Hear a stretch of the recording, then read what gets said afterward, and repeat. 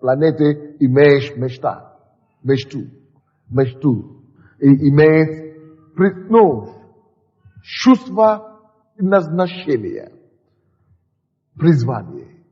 Чувство и желание состояться и осуществляться. Бог это вкладывает в каждого. Это не просто ваша фантазия. Это не просто вы такой странный. Пример Иосифа в Библии и урок, который он служит для нас. Когда он видел сон, где была ему открыта его мечту. Урок, который это учит нас, следующий, что Господь Бог дает сон, который открывает будущее, который есть подсказка нашему призванию. Мечта, желание мечтать, либо через сон, либо в жизни, это не случайное явление природы. Вы должны это заметить. Это не простая фраза. То, что вы иногда спите, у вас снятся сны, иногда даже кошмарные. Поэтому нам иногда не нравятся сны вообще. Мы думаем, потому что сны не сбиваются, или они плохие сны. Поэтому, наверное, сны вообще не от Бога. Нет. Сны, которые снятся вам, и вообще это явление, как сон и сны. А также явление мечтать, возжелать что-то великого. Это не амбициозность. Это не просто амбициозность или карьеризм, который от дьявола. Нет, вот это желание мечтать тоже от Бога. Так что сон, мечта и подобные явления, которые побуждают нас, которые возбуждают в нас желание стать кем-то, быть кем-то, состояться, вкладывается в нас или заложены в нас Богом, не дьяволом. Итак, сон от Бога. Не всякий сон от Бога, но сама природа, явление, понятие, способность сниться, чтобы что-то снится тебе, виды сны, это от Бога. Бог вкладывал это в природу человеческого. Почему? Хороший вопрос. Чтобы мы не расстались важной характеристикой Бога. Какой? Характеристика Бога, которой Бог пытается вложить в нас через сны и мечты, это его характеристика, которая называется предназначенности Бога или предназначение. Характеристика предназначения. Бог есть Бог предназначения. Вы должны это знать. Это значит, все, что Он создает, все, кого Он создал, Он предназначил к чему-то. Если бы вы это записали, неплохо было бы. То есть, Бог ничего просто так не делает.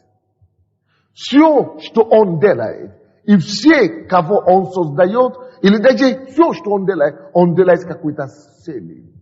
Он есть Бог предназначения. Допустим, если Господь создал деревьев, и есть некоторые деревья в городе здесь у вас, зелень. Это не просто так. Это дает что-то. Ощущает природу. Дает успокоение. Если Господь создал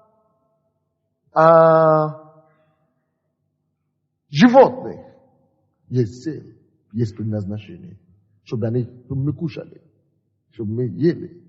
Индейцы почему-то думали, индусы или как они, думают наоборот. Они не кушают, но мы кушаем. Мы исполняем Божье предназначение.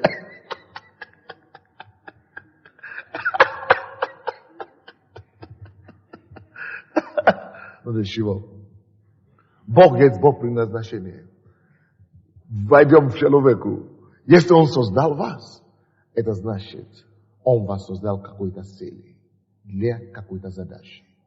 Но из-за суеты и проблем повседневных, каждый день, неприятностей, давление, тяжести, неустройства, мы очень быстро можем забыть, что Бог создал нас для какое-то предназначения, для какой-то цели в жизни. Мы начинаем думать, что я никто,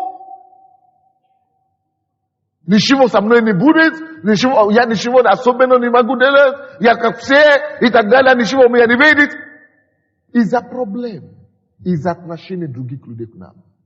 Поэтому, чтобы мы не забыли важнейшую часть, важнейшую часть нашей натуры, и почему Он создал нас, Он дал нам способность, о которой мы говорим.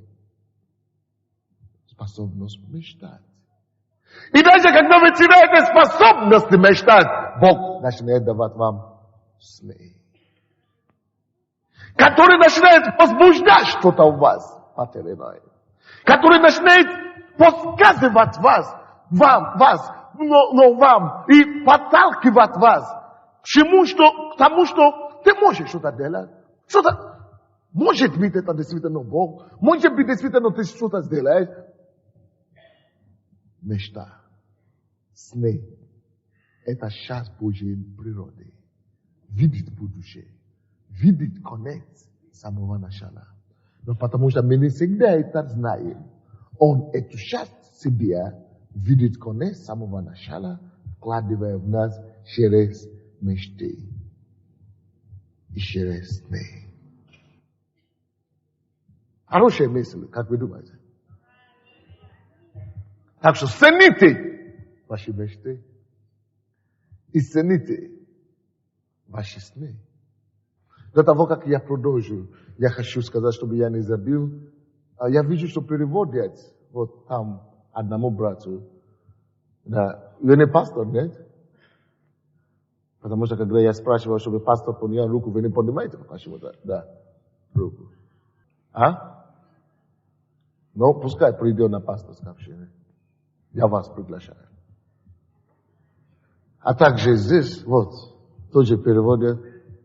Yeah, but you qualify. Yes, you do the best job. Why don't come? You come. Не только пастыря. Вы знаете, иногда мы пастыря монополисты.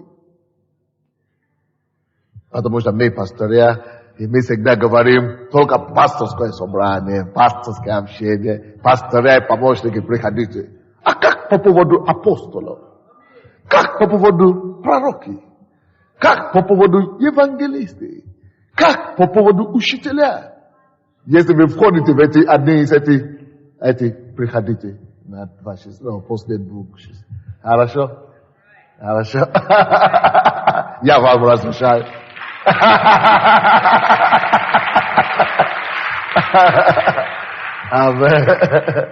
Я просто отошел от сцены. Это было мое сельское приглашение, которое. Аминь. Я тоже сам делал в Киеве. Я просто говорю, пасторская школа, пасторская, забиваю. Но я уже тренирую мои людей, чтобы они знали, что когда я говорю пасторская, я имею в виду вообще там все.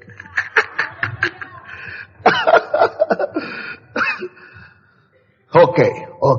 Помощи какие же помогут вам осуществлять ваши мечты. У кого, если я говорил, что это Бог дает нам мечты, это Бог дает нам сны, то у кого они когда-то были мечты или сны о своей жизни и будущем?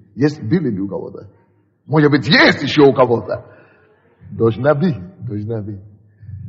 Если нет мечты, если нет стремления к чему-то, вот почему люди совершают самоубийство. Это ненормально! Это антинорма! Когда нет у вас мечты. Так что упрямитесь. Вернитесь в кладовую вашу. Душевную кладовую. То есть мусорный ящик. Куда вы запрятали эти мечты, которые были у вас. Есть некоторые из вас, да, это от Бога я говорю. Есть некоторые из вас, которые были в мечте хорошие от Бога, но вы выбросили их в мусорники. Ну, потому что вы потерпели поражение, потому что что-то не получилось, потому что вы ошиблись где-то. Вы запрятались в мусорный ящик. Я пришел, чтобы пригласить вас копаться в мусорник.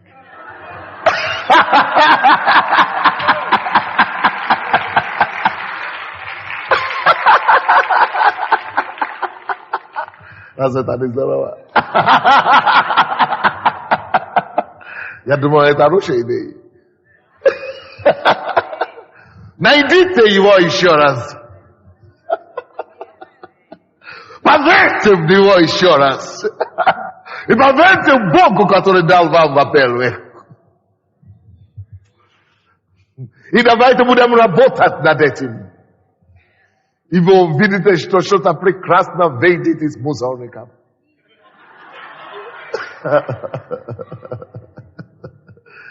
Разве Бог не чудный? Я думаю, он чудный. Если вы уже нашли, вспомнили эти мечты, которые были, если вы уже нашли, давайте посмотрим на те вещи, которые могут помочь вам осуществлять их. Конечно, целая книга есть об этом. Но то, что я сейчас говорю, нету в книге. Во-первых, первый пункт. То, что я хочу, чтобы вы знали, который может помочь вам. Решит 29, 18, вы все знаете, что там. Без откровения свыше народ не обуздан, а соблюдающий закон блажен. Сон и мечта – это один из способов получить откровение свыше, который Бог использует. Даже до того времени, как мы стали с вами верующими. Бог это использует, чтобы вкладывать в нас мечту Его и желание состояться. И когда мы имеем какую-то цель в жизни, какое-то желание, следующий шаг, который вы должны начинать делать, это начинать искать людей, которые в том направлении или схожее направление вашего призвания уже ходили. Те, которые уже ходили когда-то в этом направлении или в схожем направлении. Почему это так? Каждый день я это говорю, почему пока я здесь. Это так, потому что Бог на небе, но Он дал дары людям. А люди рядом с тобой. Люди здесь. Поэтому ты должен искать людей. Очень часто мы думаем, потому что мы харизматы. Мы думаем, потому что мы думаем, что этим самым мы можем быть духовные. Мы думаем, я не ищу людей, я ищу только Бога. А вашу ищи его. Закройся в комнате. Зачем тогда ты ходишь в магазин? Не надо искать людей. Ищи Бога. В комнате ищи. Или в пустыне. Ты помнишь Иоанна Крестителя? Вот он там, он искал Бога. Мы хотим быть религиозны, и мы говорим, мы не ищем людей. Нет. Мне не нужен никакой человек. Если Богу надо, он мне даст сам. Молодец. Но почему-то Бог не так считает. Бог не считает так, потому что Бог все равно говорит, Он дал дары людям. Дары даны людям, чтобы ты мог разузнать эти дары. И получить то, что тебе надо с этих даров. Помните Евангелие от Иоанна 4 главы? Он говорит этой самарянке, если бы ты знала дар Божий, ты бы спросила у него. Проблема наша в том, что мы не всегда узнаем, различаем даров Божьих. Если бы ты узнала дар Божий, если бы ты узнала дар Божий, ты бы просила. У него, то, в чем ты нуждаешься, то есть, то, в чем ты нуждаешься, закрытый в этом даре Божьем. Если бы ты знала дар Божий, ты бы спросила то, что тебе надо, то воду живую, я бы дал тебе воду живую. Вот, тебе надо вода живая, это то твоя потребность, но ты не знала, что оно у меня есть, а у меня оно есть, потому что я дар Божий. Дар Божий, все, что нужно человеку здесь на земле, они запрятаны в его дарах по всему миру. Чтобы вы знали. Вот почему мы нуждаемся друг в друге.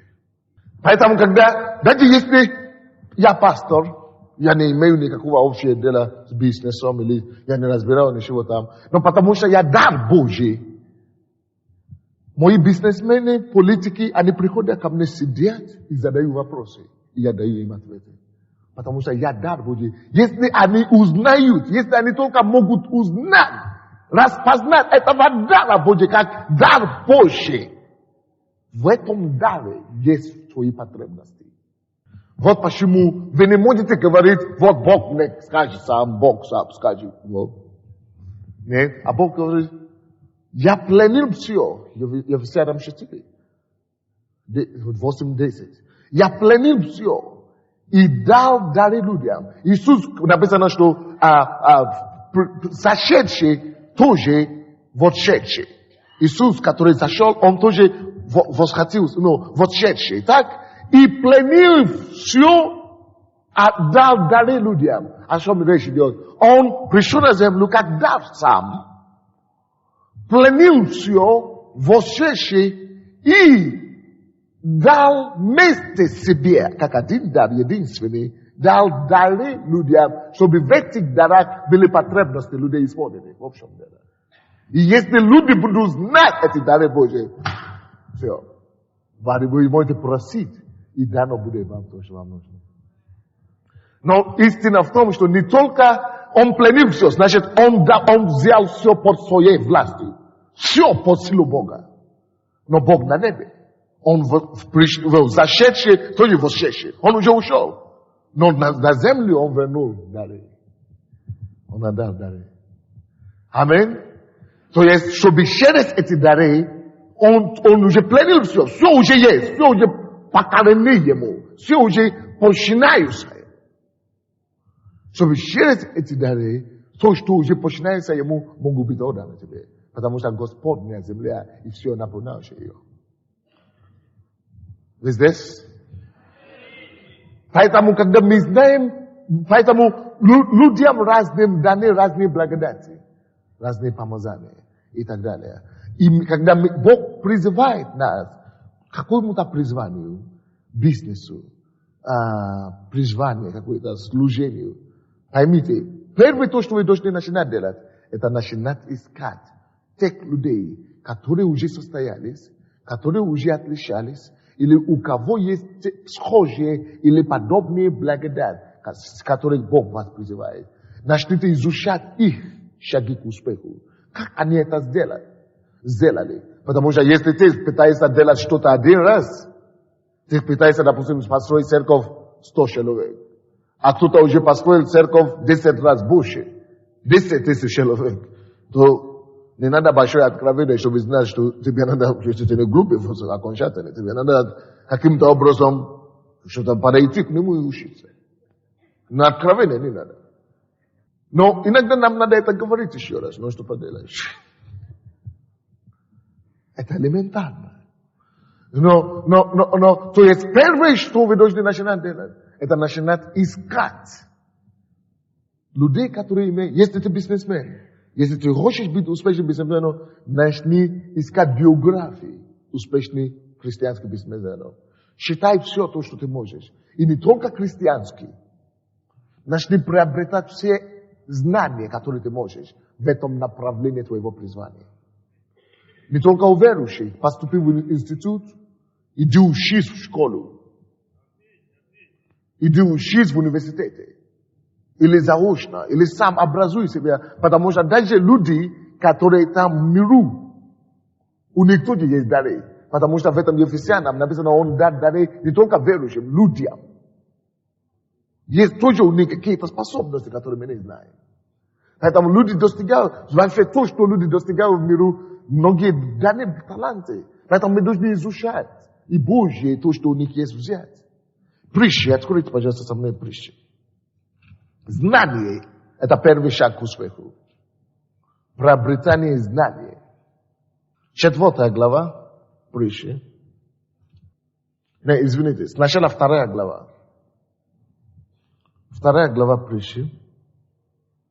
Со 2 стиха по 5 стихи. Так что ухо твое сделаешь внимательным к мудрости и наклонишь сердце твое к размышлению.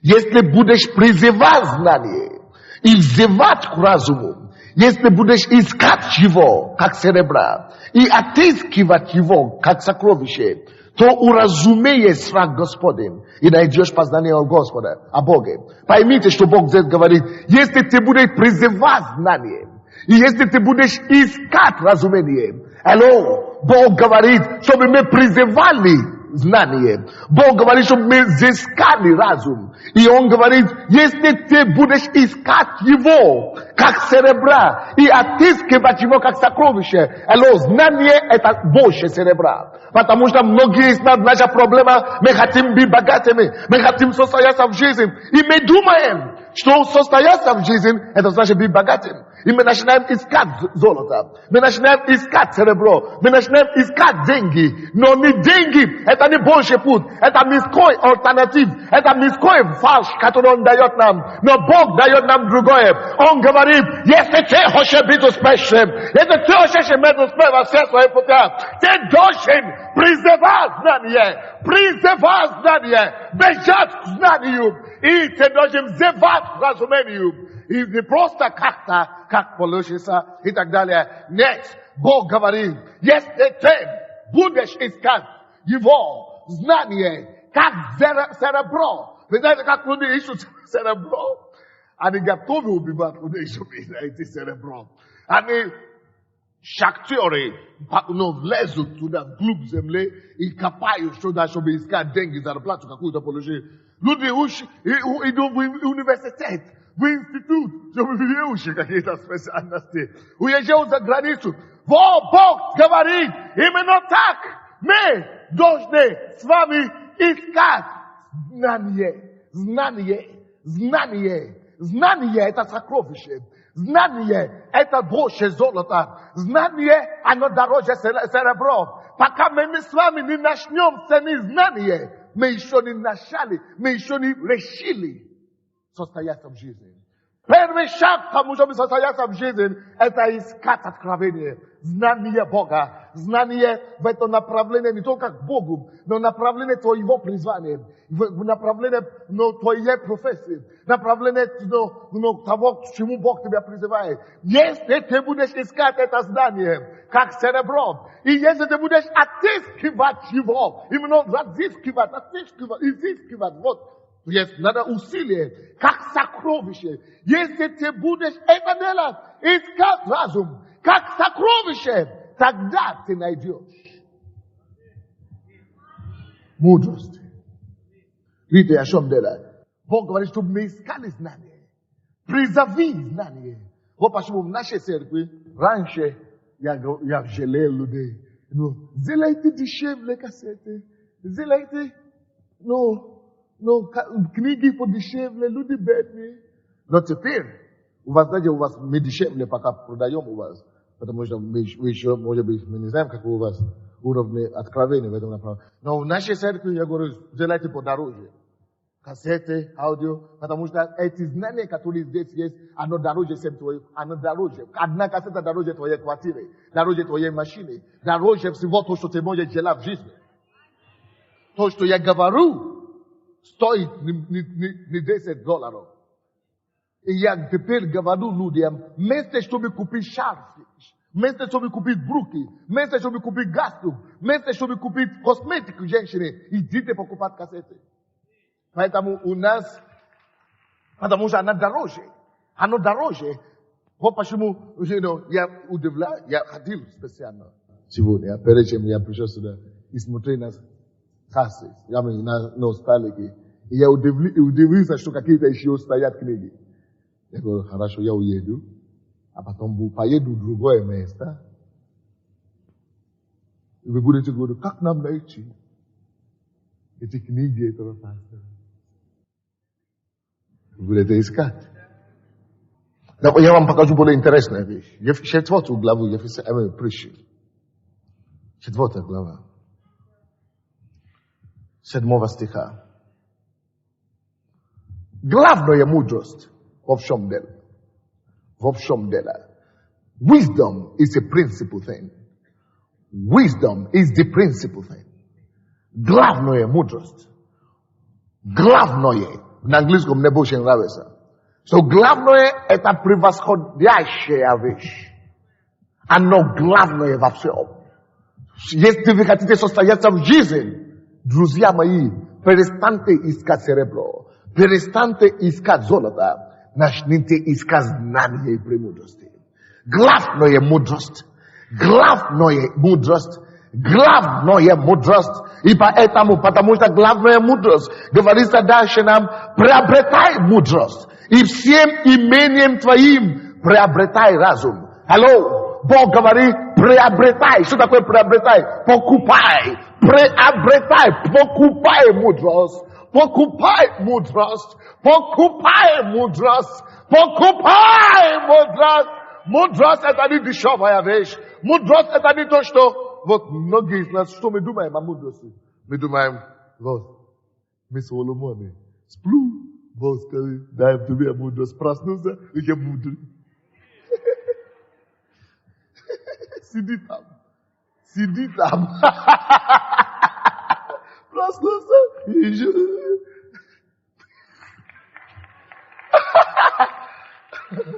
Так не бывает. Сам Соломон это писал. Он говорит, мудрость надо покупать. Во всем деле. Во всем деле. А многие из нас проходим, но не могу сейчас себе позволить. За квартиру надо платить.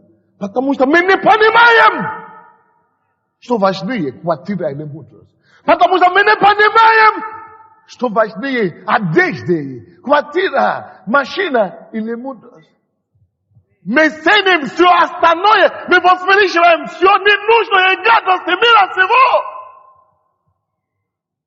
И не снижаем то, что Бог ценит. Помилует нас Бог. Почему Бог говорит, приобретай, приобретай, приобретай, приобретай. Поэтому, когда я слышал вчера, пастор говорил, мы ездили в Америку, и мы накупили книг. Они могли бы вещи купить, но они накупили книг на $4000. Я говорю, он знает, о чем речь. Приобретай. Приобретай мудрость. Приобретай мудрость. Это первое условие к тому, чтобы состояться в жизни. Ты не можешь приобрести мудрость и не состояться в жизни. Не бывает. Вот почему написано, что приобретай мудрость и всем имением твоим. Всем имением своим. Это значит приобретай разум. Что это значит? Всем имением. Это значит, будет оправдано даже Богом, если бы ты продал дом, квартиру и одежды, все, чтобы приобрести разум. Всем имением. Вот насколько важно. Вот насколько важно. Многие из вас, вот одна женщина была, которая приезжала к нам в Киев. Она меня видела в Латвии. Она там была на конференции у Дева, я там проповедовал. И когда она увидела это, она приехала тут же в Киев, чтобы видеть, что я такой проповедь еще не слышал. Не слышал. Она из Ленинграда здесь. Я ее не вижу. Я ее видел вчера. Вот она здесь. Вот еще одна здесь. Вот потом вы подойдете на сцену после проповеди, вы будете свидетельствовать. Они говорят, что у нас нету денег, нету ничего, но мы продали все, мы сделали все, мы ехали туда. И я вижу, и везде в Санкт-Петербурге, с Америки теперь люди приезжают в Киев, чтобы побить просто на проповеди и на конференции. И везде в Санкт-Петербург вы не можете от 10 билетов купить для одного человека, только чтобы добраться, любой ценой. Нужно мудрость приобретается. Este te judioși tu ani prini sud vor budu iezi I budu putka ani iezi aya budu solution. Aha.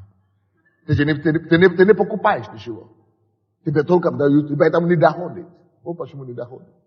No kagal te bude tratit naita. Te bude is rashodovat naita. Vot тогда что-то дойдет.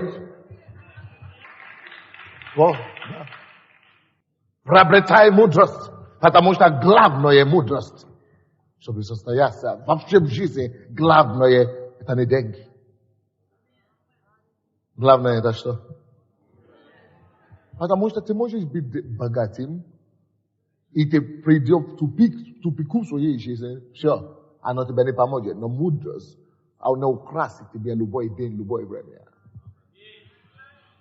Вот почему стоит продать все и приобрести ее.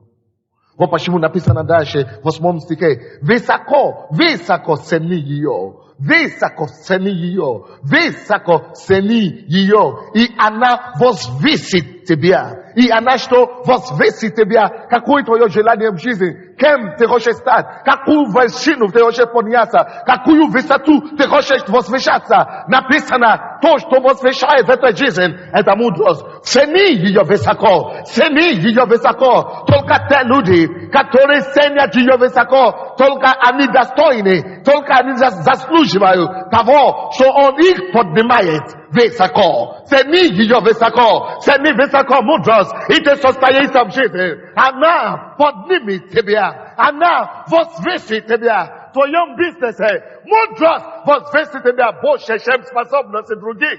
Мудрости, которые ты набираешь из Слова Божьего. Мудрость, которую ты набираешь из того, что ты считаешь, но в книгах других успешных людей и так далее. Она возвышает.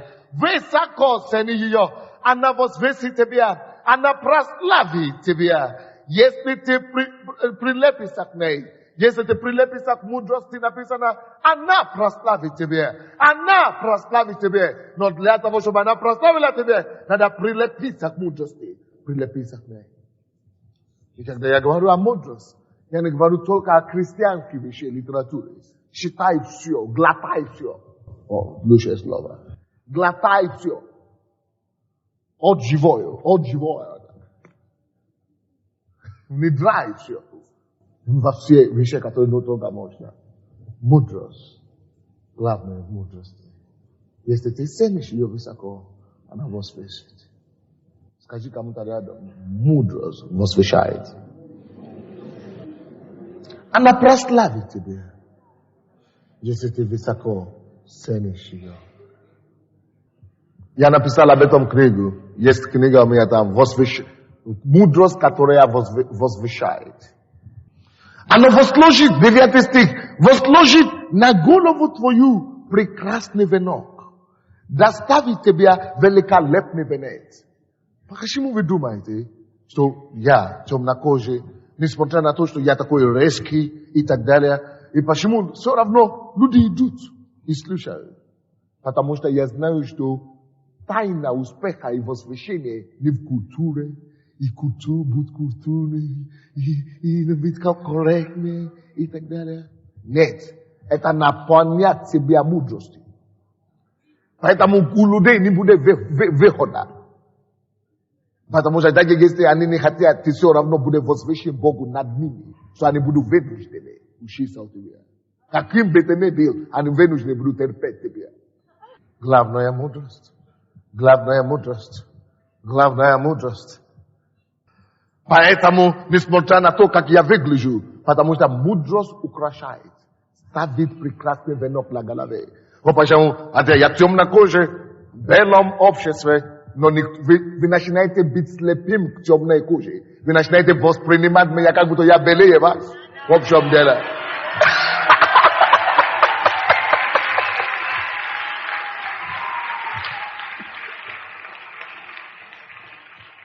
Это работа мудрость. Потому что написано, что мудрость просвещает лицо, имеющее ее. В общем деле. Мудрость просвещает лицо, имеющее ее. Yes.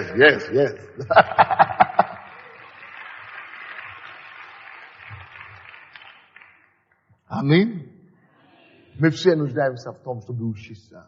Так что первая вещь, что вам надо делать, вы видите, что у кого-то что-то есть, бегите. Я вам скажу одно, что я даже у себя самого учусь. У меня свои же кассеты дома, которые я слышал, это 250 штук. Набор такой. Другой пастор говорит, что я видел этого пастора, слышал его первый раз, и теперь у меня 1000 его кассет. 1000 штук. 1000. 1000. Больше 1000, он говорит. Он говорит, после того, как я начал глотать все то, что он говорит, моя церковь утроилась. За короткое время. А до того я хотел бросить все. Все то, что тебе надо, уже есть у кого-то. Но будет ли у тебя достаточная мудрость, чтобы распознать это? Поэтому в вашем церкви Бог дал вам дар. Пастор, служителя. В вашем городе есть бизнесмены, которые уже стали миллионеры, которые сами. Иди посей деньги в них. Учись их истории. Или в Америке и так далее. Читай их книги. И Бог покажет тебе что-то, которое станет потом как прыжком, или как это, пружиной, или как, чтобы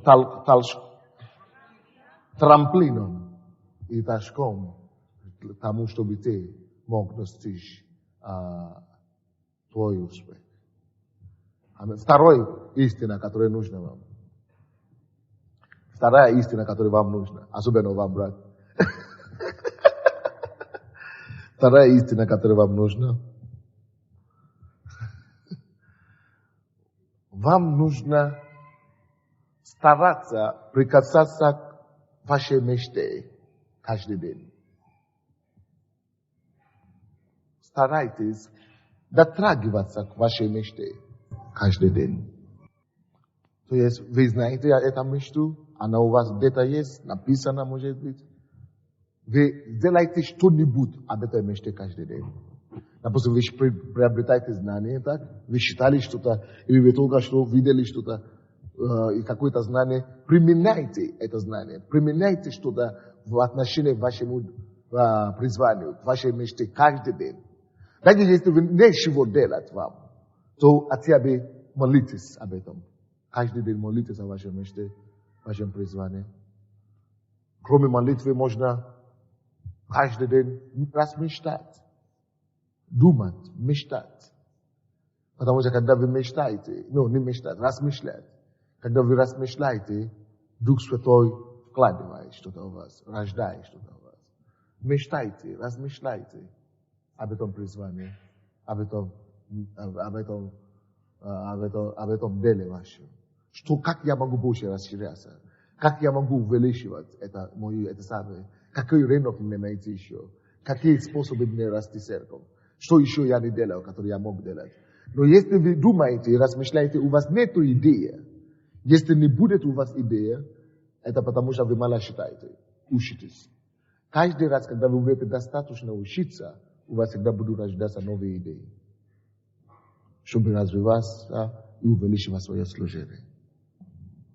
Или свой бизнес, свое дело. Конечно же, до того, или во время вашей мечты, вы имеете мечту, вы должны размышлять об этом для того, чтобы у вас вырисовывалось, или как мы говорим, вырисовывалось планы и программы действий. Вы должны постоянно вырабатывать какие-то планы, какие-то программы. Я, допустим, каждый день стою, когда я в Киеве. Когда я не в Киеве, я вообще забываю, что я пастор. Что у меня есть какое-то дело. Но когда я в Киеве, каждый день стою, и мои первые после молитвы, и даже во время молитвы, я задаю себе вопрос, я копаю в себе, что новое мне делать, что мне менять в церкви сегодня, что мне добавить, что мне делать, какие инструкции мне дать секретарям, какие инструкции мне дать помощникам, какие инструкции мне дать самому себе, что мне дать. То есть у вас должна быть система размышления, система мышления. Вы должны иметь систему мышления, выработанная система мышления. Что такое система мышления? Система мышления – это то, когда вы программно составляете себе размышлять и думать о вашем направлении вашего призвания или вашей работы. Вы заставляете себя думать каждый день, и вы заставляете себя находить какие-то пункты от один действия, то есть пункт действия, или как мы можем это назвать, мысли, которые дают вам толчок, чтобы что-то делать. Идеи действия, план действия. Каждый день. Если это у вас нет будущности. Ваш бизнес может процветать сегодня, ваше служение может процветать сегодня, но если у вас не будет системы мышления, нет будущности этого дела. Не будет роста. Вот почему многие церкви дорастают до определенного уровня, а потом остаются там. 300 человек, 200 человек, 100 человек, потому что нет системы мышления, размышления. Когда у вас на месте система размышления, и вы считаете, ищете мудрость, постоянно Бог будет вам подсказывать, что менять, что исправлять, что добавить и так далее. Бог будет вам показывать. Вот каждый раз, когда наша церковь стоит на месте, я знаю, что это время что-то менять. Гибкость. Но это не придет к вам. Вы не будете знать, о чем, что менять, если не будет системы размышления. Это все то, что я говорю. Однажды я проповедовал таким образом нашим бизнесменам. И был один бизнесмен из другой страны. Приехал к нам. И мне говорит, потом, после учения, говорит, идите сюда. То, что вы учите, если бы я не был верующий, я был верующий, он говорит, мы платим деньги, чтобы ходить на такие курсы, на такие учебы. Он говорит, но то, что вы даже учите, он говорит, что я готов дать вам $1 миллион, чтобы получить вот то, что вы учите. Так говорил мне. Он бизнесмен, он сам миллионер. Потому что все есть здесь. Поэтому я не могу понять, как проповедник Евангелия мог когда-то быть против успеха. Это значит, они не знают Бога. Я знаю Бога успеха. Через систему размышления планы действий рождаются у вас постоянно. И согласно Аввакума, 2 глава, 2-3 стих. Все идеи, которые Господь рождает в вас, можно открыть вообще-то. Нужно вам записывать их. И отвечал мне Господь и сказал, запиши видение и начертай ясно на скрижалях, чтобы считающий легко мог прочитать. Ибо видение относится еще к определенному времени. Очень часто то, что Бог будет вам открывать, может быть, вы пока не можете делать, но идеи – самый дорогой товар. Поэтому вы пишите это все равно. Вот почему Бог сам говорит, все, что Он тебя будет открывать, пиши, начертай. Если ты художник или ты пастор, начертай, рисуй это, нарисуй это, или писай. Делай план, делай чертежи, чтобы читающий мог прочитать. Ибо видение относится еще к определенному времени и говорит о конце и не обманет. И хотя бы замедленно, жди его, ибо непременно сбудется, не отменится, сбудется. Потому что через систему размышления, особенно когда вы молитесь в духе, и вы думаете. Когда мы молимся в духе, наша голова не работает, наш мозг, поэтому вы молитесь и думаете, и размышляете. В это время Бог будет вкладывать идеи. Поэтому даже если это нереально для вас пока, пишите. А потом в следующем, дальнейшем, Бог будет расширять это вам. Расширять.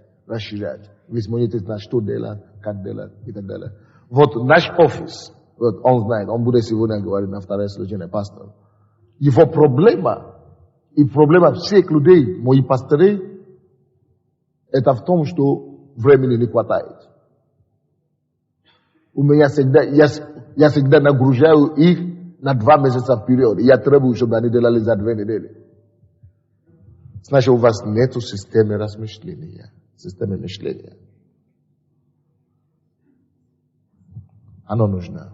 Запишите. И двигайтесь в этом направлении, работайте по этому. 3 пункт. Чтобы состояться в жизни. 3 помощь вам, чтобы состояться в жизни.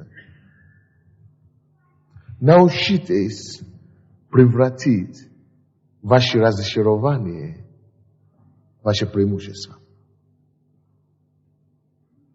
Научитесь превратить ваши неудачи в вашу силу. Learn to turn your disadvantages into opportunities. Learn, design the system of turning your disadvantages into advantages, into opportunities, turning your failures to your sources. Научитесь превратить ваши неудачи, ваши,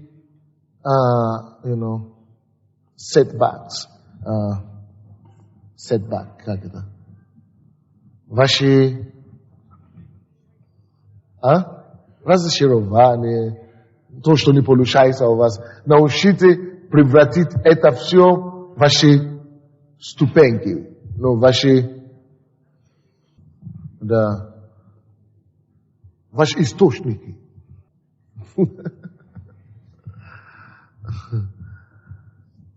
То, что у вас не получается, у всех нас будут какие-то разочарования в жизни. У всех нас будут какие-то неудачи время от времени. Но мудрость жизни заключается в том, чтобы научиться превратить наши неудачи, наши отступления какие-то, наши падения какие-то в нашу силу и в крепость. Псалом 83 говорит нам, чтобы мы находили источник в нашем долине. Переживание долины, valley experiences, обязательно в жизни каждого человека. 83-й псалом, на английском это 84 будет. 7 и 8 стихи. Проходя долину плача, долину плача, это тяжелое место. И тяжелое переживание для всех. Долина, это вообще-то место упущения, когда вы отпускаете, вам может отпускать руку, когда, вы падали духом. Долина, это не горе, это не возвышенность, это наоборот. Причем долина плача, это еще, Боже мой, трагедия сплошная. Но Бог говорит, что когда вы проходите через такие долины и плащи, то они открывают в ней, в этой долине, открывают что? Источники. Научитесь открывать источники в ваших долинах, даже в долинах плащи. И дождь покрывает ее благословением. Если вы можете найти и превратить, найти источник в этой долине, дождь пойдет с неба. И этот дождь покроет это долине ваши благословениями. У вас получится горы благословения. Разве это не класс? Причина, почему у нас депутаты в нашей церкви сегодня, это потому что я превратил мою горы в источник. О, Боже мой, не дай Бог вам знать, какие гонения я прошел на Украине. Я думаю, что мало таких в бывшем Советском Союзе, кто прошел подобные гонения. Мной занимался КГБ Украины, Генеральной прокуратурой Украины. Мы судили с Генеральной прокуратурой страны. Подали на суд на генерального прокурора. Представляете себе такое? Это самоубийство, говорили. Все говорили, он уже полностью с ума сошел. Даже сами государственные деятели, которыми я поддерживали раньше, сказали, что мы думали, что все у него, он выйдет из этой ситуации. Но то, что он уже сделал на этот раз, что он подал на генеральную прокуратуру, это уже все. Он самоубийство, сам себя подписал смерть на это самое. Но я здесь еще. Мы выиграли. Мы выиграли.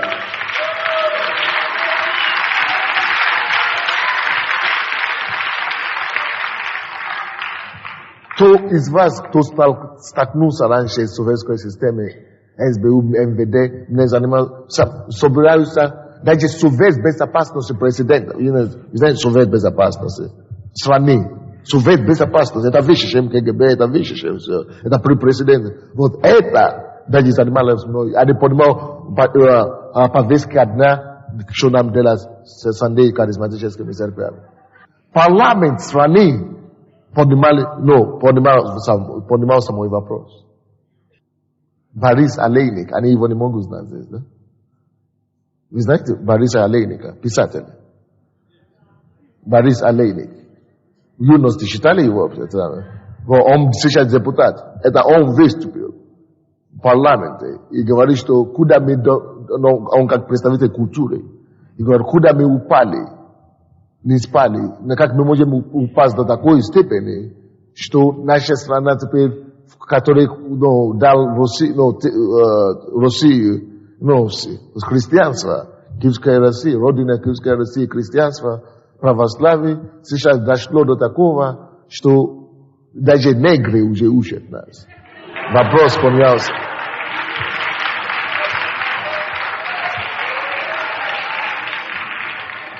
Это для них это серьезный вопрос. Националисты начали обсуждать и так далее. То есть, вы представляете, что Дума будет заниматься какой-то пастор? Это серьезный еще уровень. Поэтому, когда все это началось, каждый божий день какая-то статья выходила у меня. У меня вот такой пачки газеты, которые есть. Вот большие страницы, полные страницы обо мне, фотография. Просто утром опять какая-то. И люди это пишут, которые никогда не были в нашей церкви.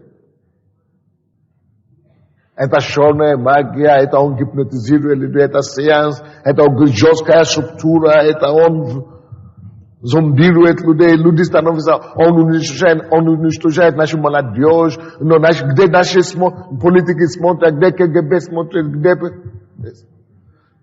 Была создана комиссия психиатрической больницы над нашей церкви, которая приезжает и проверяет людей. Была создана комиссия Министерства здравоохранения страны, чтобы и они приходили и исследовали, что тут нормально. Вот до такой степени. И несмотря на эти гонения, мы не только видели, но какой результат? Потому что мы научились превратить наши долины в источники.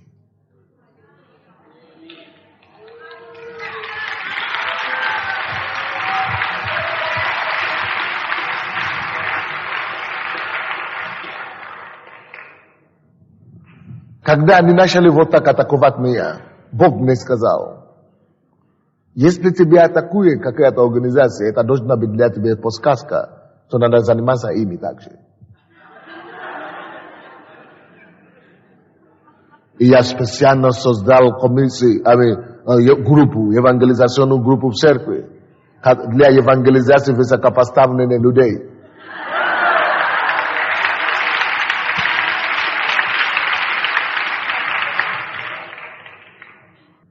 Мудрость. Потому что должна прийти двойную славу на всякое пострамление. Видите, когда я сейчас рассказываю, это сейчас очень интересно. Но когда у вас проблем, то не очень интересно. Вот, люди, которые прошли это, только тяжело и все. Только тяжело и все. Некоторые выгнали из работы. Куда ты ходишь? Секты, вас загипнотизировали, вы никто и так далее. Некоторые семьи отказались от них. Родственники отказывались от них. Но Бог поругаем не бывает. Поэтому какие бы ни были гонения и проблемы, и трудности, через которые вы проходите, учитесь у Бога превратить ваши долины плащи в источники. Он это сделает и прославит вас в конце. Будут падения в вашем бизнесе, будут разочарования некоторые раз. В вашей церкви, в вашем служении будут некоторые разочарования. Однако, знаете, что всякое отступление и всякое поражение всего лишь подсказка нам, что есть способ, как это делать лучше. Всякая неудача – это урок для улучшения. Тем тяжелее, тем больше сопротивления. Я буду об этом проповедовать еще вечером. Ощущение. Тем больше славы будет проявлено Богом. Четвертое. Что вам надо знать? Когда у нас начинается второе служение? 2? Боже мой. Я думал 3.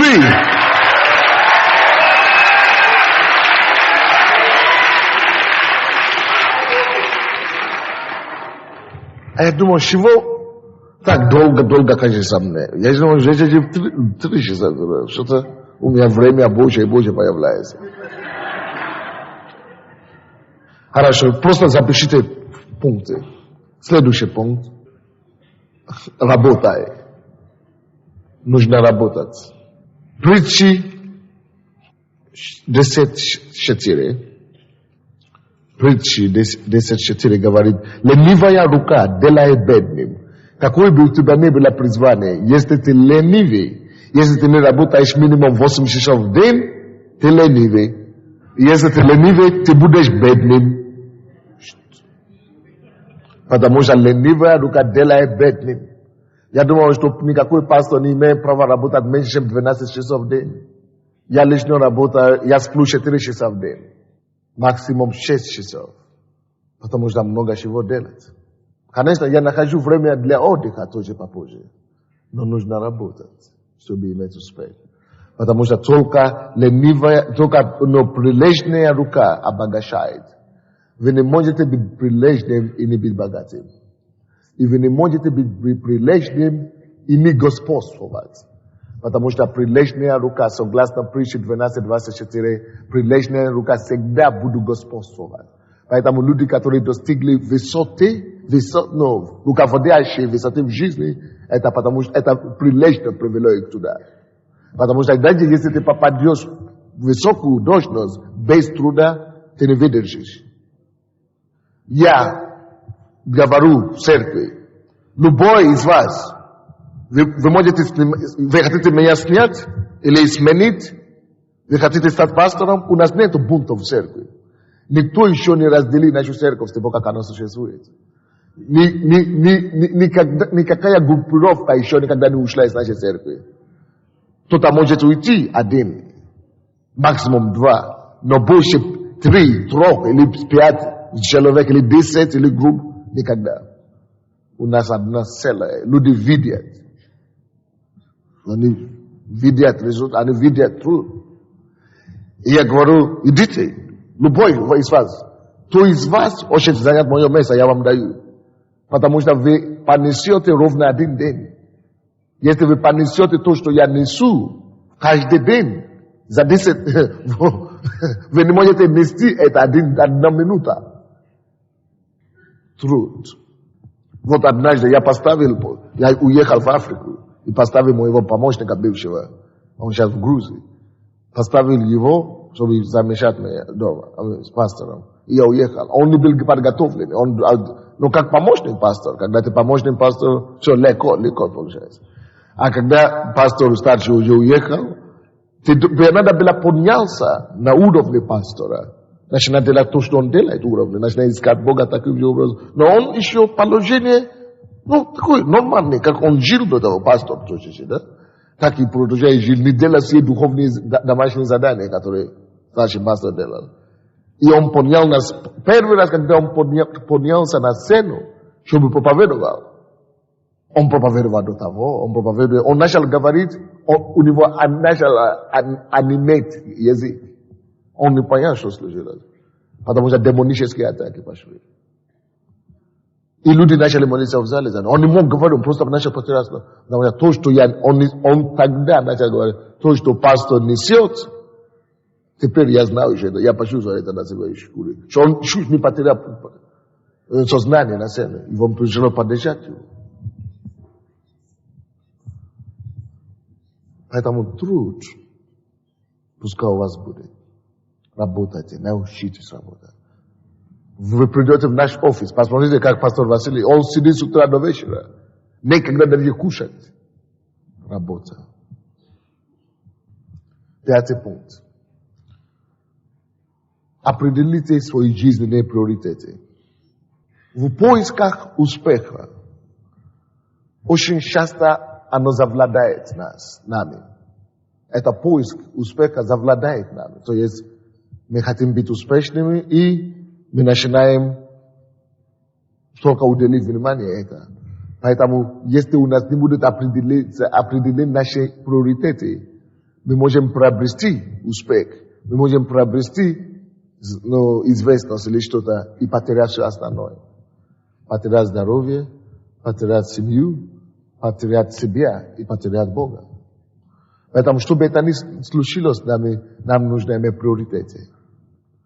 То есть, я предлагаю вам такой приоритет, что выше всего в вашей жизни будет Бог. Пускай это всегда будет то, что займет ваше время, ваши приоритеты, ваши энергии больше всего. Второй приоритет, который у вас должна быть ваша жена. Не семья просто, а жена. Или муж. Это вы должны поставить его. Вы должны возвеличивать вашу супругу. Сделать их достойными и уважаемыми. Покажите им, что они лучшие в мире. Моя жена, я ее называл принцессой. Она моя принцесса. Она принцесса. На самом деле. Я на нее никогда не кричал в жизни. Никогда не поднял голос. У нас никогда, мы уже живем, и никогда у нас не было конфликта или ссора. Ни еще одного. Ни одного раза еще. Люди думают, что невозможно это. Но у меня это есть. 6 лет, 7-й год пошел. Ну, не, 7 лет, 6 лет. Через месяц. Так что это должно быть ваш приоритет. После ваших супруг, тогда ваши дети. И только после этого ваше призвание, карьера или церковь. Только после церкви ваши друзья. Если эти приоритеты будут, и вы придержите к ним, вы спасете себя и слушающих вас. Да благословит вас Господь.